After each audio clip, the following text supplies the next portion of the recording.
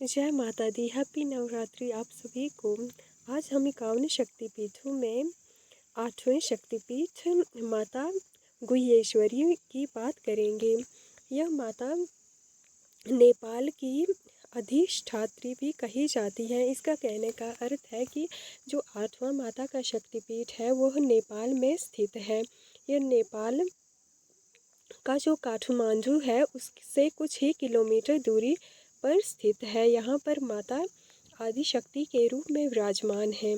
ऐसा माना जाता है कि यहाँ पर माता सती के शरीर का गुह्य भाग अर्थात पीठ के नीचे का भाग गिरा था, इसलिए इसे गुह्येश्वरी पीठ के नाम से जाना जाता है। यहाँ पर जो भैरव हैं उन्हें कपाली के नाम से जाना जाता है।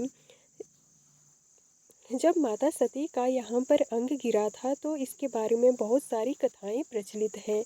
कुछ का कहना है कि यह आधुनिक समय में बनाया गया मंदिर है, परंतु कुछ का कहना है कि ये बहुत प्राचीन मंदिर है।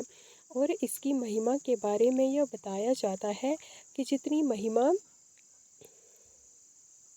भारत में स्थित माता के शक्तिपीठों की है उतनी ही शक्तिपीठ की भी महिमा है। यहाँ भी माता साक्षात रूप में विराजमान है और अपने भक्तों के सारे कष्ट हरती है। माता का यह रूप 33 करोड़ देवताओं के समान माना जाता है, क्योंकि ऐसा माना जाता है कि माता यहाँ पर अपने साक्षात रूप में और भैरव कपाली के रूप में भगवान शिव यहाँ पर स्थापित हैं। जब भी किसी के जीवन में कोई समस्या आती है तो ऐसा माना जाता है कि यहाँ के जो पंडित हैं वो भविष्यवाणी करके बता देते हैं। 51 शक्तिपीठों में यह 8वां शक्तिपीठ है। इसे महामाया शक्तिपीठ के नाम से भी जाना जाता है, परंतु मुख्यतः इस शक्तिपीठ का नाम गुह्येश्वरी शक्तिपीठ है। गुह्य का अर्थ है गुप्त और ईश्वरी का अर्थ है ईश्वरी, अर्थात माता का गुप्त भाग जो आदि शक्ति है। यहाँ पर लाखों की संख्या में श्रद्धालु आते हैं। जब नवरात्रि होती हैं तो ऐसा पंडितों का अनुमान होता है कि लोग काठमांडू तक 8 लाख की संख्या में आते हैं और इसमें से ज़्यादातर यहाँ इस शक्तिपीठ में माता के दर्शन करने भी आते हैं, जिनमें से कम 2 लाख तो यहाँ पर आते ही हैं।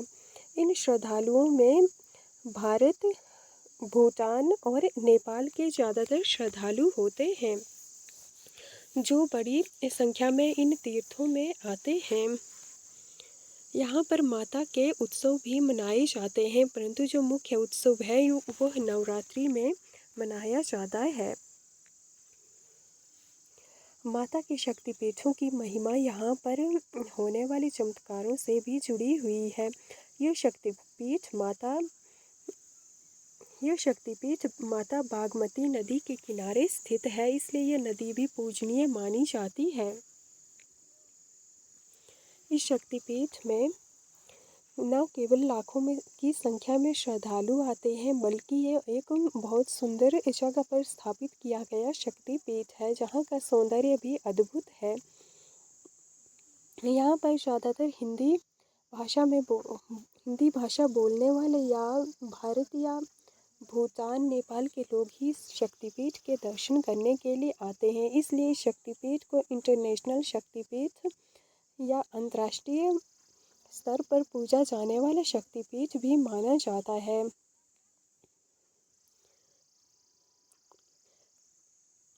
भैरव, यहाँ पर जो भैरव हैं वह कपाली हैं। ऐसा माना जाता है कि जब राजा दक्ष ने माता सती और भगवान शिव को अपने यज्ञ में नहीं बुलाया तो माता सती भगवान शिव से आज्ञा लेती हैं, परंतु भगवान शिव कहते हैं कि देखो सती, हमें आपके पिता ने यज्ञ में नहीं बुलाया है, इसलिए बिना बुलाए जाना उचित नहीं होगा। परंतु माता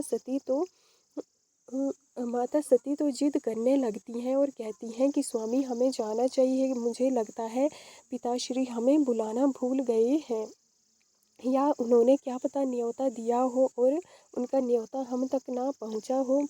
भगवान शिव कहते हैं कि तीनों लोकों के सभी देवता यज्ञ में आए हैं, उन्होंने जानबूझकर हमें न्योता नहीं दिया है, इसलिए तुम वहाँ यज्ञ में मत जाओ। परंतु माता पार्वती बहुत जिद करने लगती हैं, तो भगवान शिव कह देते हैं कि मेरी तरफ से तो ना है, परंतु फिर भी तुम जाना चाहती हो तो तुम अकेले चली जाओ, क्योंकि मैं तुम्हारे साथ नहीं आ रहा हूँ। तो इस पर माता सती थोड़ा रुष्ट भी हो जाती हैं और अकेले ही राजा दक्ष के यज्ञ में पहुँच जाती हैं। जब ये राजा दक्ष के यज्ञ में पहुँचती हैं तो देखती हैं कि 33 करोड़ देवी देवता सभी यहाँ पर विराजमान हैं, सभी के लिए आसन लगाए गए हैं। सब भगवान विष्णु, ब्रह्मा, इनके लिए विशेष आसन लगाए गए हैं और इनका विशेष सम्मान किया जा रहा है। परंतु महेश अर्थात भगवान शिव के लिए कोई स्थान भी निश्चित नहीं किया गया है। जब माता सती यह सब देखते हुए राजा दक्ष के पास पहुंचती हैं तो राजा दक्ष उनकी ओर से मुंह हटा लेते हैं, उनकी तरफ से पीठ कर देते हैं और दूसरी तरफ मुड़ जाते हैं।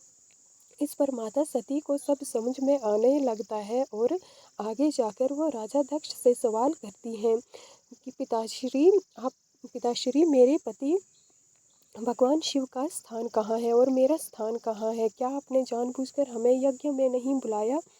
तो इस पर राजा दक्ष माता सती को बहुत बुरा भला सुनाते हैं। वो भगवान शिव को अघोरी, असभ्य, अज्ञानी जैसे अनधिकृत वाक्य या शब्दों का इस्तेमाल करते हैं। इससे माता सती और क्रोधित होती हैं और राजा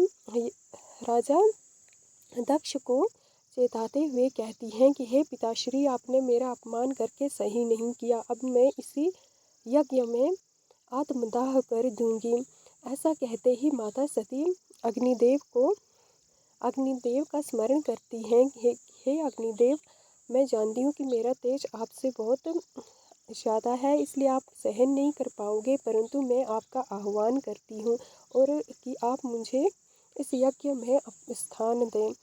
इस प्रकार कहते हुए माता सती यज्ञ में कूद पड़ती हैं। इससे पूरे यज्ञ में हाहाकार मच जाता है। जब यह बात भगवान शिव तक पहुँचती है तो भगवान शिव अपने रुद्र रूप में आ जाते हैं और राजा दक्ष के पूरे यज्ञ को तबाह कर देते हैं। राजा दक्ष का सिर भी काट देते हैं और माता सती का जला हुआ शरीर लेकर पूरे ब्रह्मांड में विचरण करने लगते हैं। माता सती का शरीर लेकर ब्रह्मांड में विचरण करते हुए जब भगवान विष्णु देखते हैं तो सभी देवताओं के अनुरोध पर ये भगवान विष्णु इनके माता सती के शरीर को कई हिस्सों में अपने चक्र से काट देते हैं। इससे एक टुकड़ा जो कोई भाग का होता है, यह काठमांडू के नज़दीक बागमती नदी के पास गिरता है, जिससे माता सती का यह 8वां शक्तिपीठ बनता है। इसे गुह्येश्वरी शक्तिपीठ कहते हैं। भगवान शिव जब इन टुकड़ों को ढूंढते ढूंढते इस स्थान पर आते हैं तो यहाँ पर वह कपाली के रूप में विराजमान हो जाते हैं। तभी से यहाँ पर विराजमान भगवान शिव को कपाली के नाम से जाना जाता है और माता सती को गुह्येश्वरी के नाम से जाना जाता है। इस बार भी यहाँ पर होने वाले नवरात्रि में यहाँ की जो मुख्य कर्मचारी हैं उनका अनुमान है कि इस नवरात्रि में कम से कम 2 लाख से अधिक श्रद्धालु आने वाले हैं, यह इनका अनुमान है। जय माता दी। आप में से कौन कौन इस गुह्येश्वरी माता शक्तिपीठ नेपाल में गए हैं और कौन कौन जाना चाहते हैं या कौन इस बार जा रहे हैं, प्लीज़ कमेंट में बता सकते हैं। जय माता दी। इसके बार की नवरात्रि आपके लिए खुशियों के भंडार लाए और माता आपकी सारी मनोकामनाएं पूर्ण करें। आपके मन में माता के प्रति जितनी श्रद्धा हो उससे ज़्यादा माता आपको फल दें और बिना मांगे माता आपके घर के आपके जीवन के सारे भंडार भर दें। जय माता दी। आप सभी को हैप्पी नवरात्रि। अक्टूबर में जो नवरात्रि आ रही हैं उसके लिए एडवांस में हैप्पी नवरात्रि एंड गुहेश्वरी माता की जय। माता जय माता दी।